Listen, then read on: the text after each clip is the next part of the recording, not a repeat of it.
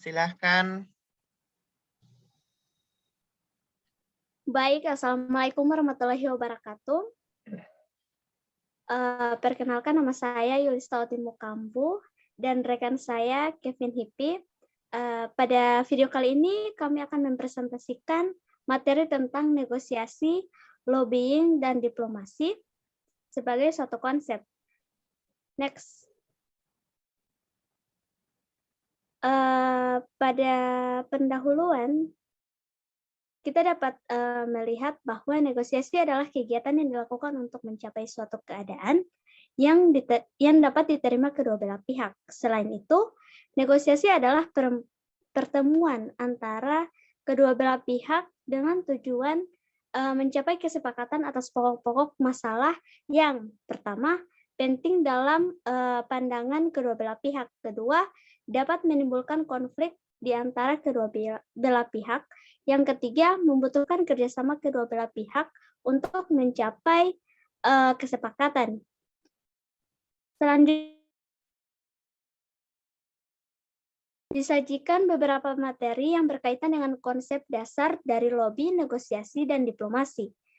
Dari tiga hal tersebut, pemberian materi ini diawali pada awal perkuliahan, dimaksudkan agar mahasiswa dapat memahami hal-hal yang menjadi konsep dasar dari lobby, negosiasi, dan diplomasi. Untuk penyajian materinya, saya persilahkan kepada rekan saya, Kevin. Baik, terima kasih. Jadi untuk bagian ini kita masuk kepada negosiasi. Jadi apa sih itu negosiasi? Jadi negosiasi itu adalah perundingan. Jadi seperti komunikasi timbal balik yang dirancang untuk mencapai tujuan bersama. Jadi contoh realnya itu seperti proses tawar-menawar dengan jalan berunding untuk memberi atau menerima guna mencapai kesepakatan antar satu pihak. Dan juga ada lagi contohnya yaitu penyelesaian sengketa secara damai melalui perundingan antar pihak-pihak yang bersangkutan. Dan di sini juga ada efek yang dihasilkan oleh negosiasi, yaitu jika negosiasi berhasil, maka kita bisa memperoleh diskon. Ya, kalau negosiasinya gagal, ya kita malah akan mendapatkan harga yang mahal. Jadi mungkin kita bisa mencari alternatif lain jika negosiasi yang kita lakukan ini gagal. Dan di sini ada aspek negosiasi. Jadi di sini saya memilih 3 aspek negosiasi. Jadi salah satunya itu ada senantiasa melibatkan orang, baik sebagai individual, perwakilan organisasi, atau perusahaan, sendiri maupun kelompok. Dan yang kedua merupakan negosiasi biasanya menyangkut hal-hal di masa depan atau sesuatu yang belum terjadi, dan itu merupakan hal yang kita inginkan. Jadi ingat, negosiasi ini mengutamakan hal yang belum terjadi. Seperti pricing itu, kan diskonnya belum terjadi. Jadi hasilnya itu entah mau didiskon ataupun tidak didiskon. Jadi terakhir di sini ujung dari negosiasi adalah adanya kesepakatan yang diambil oleh kedua belah pihak. Meskipun kesepakatan itu misalnya kedua belah pihak sepakat untuk tidak sepakat. Jadi endingnya itu keduanya bisa sepakat dan keduanya mungkin bisa saling tidak sepakat. Oke, lanjut. Kita masuk kepada lobbying. Jadi apa sih itu lobbying? Jadi lobbying itu adalah aktivitas komunikasi yang dilakukan oleh individu ataupun kelompok dengan tujuan mempengaruhi target sehingga dapat memberikan keuntungan untuk diri sendiri ataupun organisasi dan perusahaan pelobby. Dan apa sih bedanya dengan negosiasi? Jadi kalau diperhatikan itu negosiasi dengan lobbying itu sama ya, yaitu mempengaruhi target sehingga mencapai common sense atau pemahaman yang sama. Jadi lobby itu lebih santai dan tidak langsung pada inti permasalahan.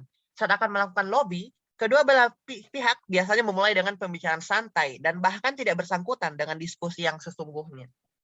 Jadi perlu diingat kalau negosiasi itu lebih formal daripada lobbying. Lobbying itu, kalau contohnya itu lobbying itu kayak begini. Misalnya kita ingin mendiskusikan sesuatu dengan teman kita, jadi kita bisa langsung menyampainya di tempat dia berada atau menyinggahnya di rumahnya dan mendiskusikan tentang ini, entah dengan cara yang santai atau hanya sekedar berbicara. Yang penting intinya itu ingin mencapai common understanding atau pengertian yang sama. Ingat bahwa lobbying itu tidak formal. Jadi kegunaannya itu lobby maupun negosiasi sejatinya merupakan cara yang paling efektif untuk mengatasi dan menyelesaikan konflik ataupun perbedaan kepentingan. Jadi dua-duanya sama, namun situasi dan kondisinya pun itu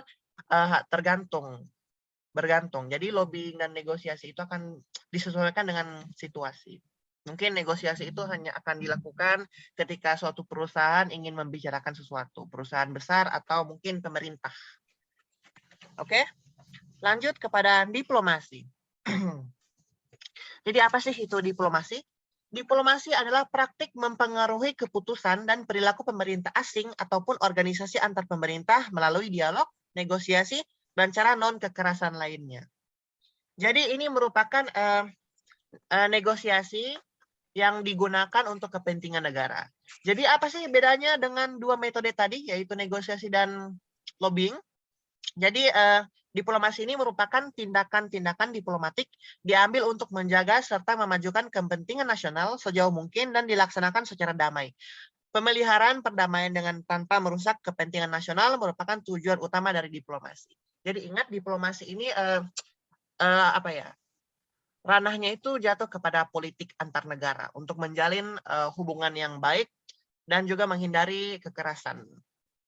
Jadi fungsi dari diplomasi ini apa ya kira-kira? Jadi dari diplomasi tersebut, sebuah negara akan menghasilkan keputusan kerjasama antar negara untuk menyelesaikan konflik yang terjadi. Oleh sebab itu, perlu adanya penyelesaian agar negara tersebut aman untuk ditinggali.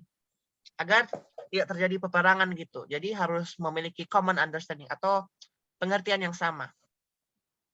Oke, terima kasih. Saya berikan lagi kepada moderator Yulista Mokambu. Silahkan.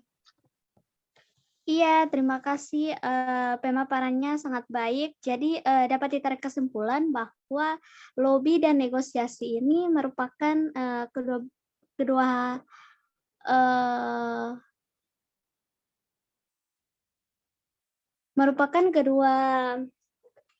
pengertian yang sangat berpengaruh untuk kepentingan orang lain. Nah, untuk diplomasi sendiri merupakan suatu penyelesaian atau kesepakatan dalam konflik negara maupun dalam bermasyarakat.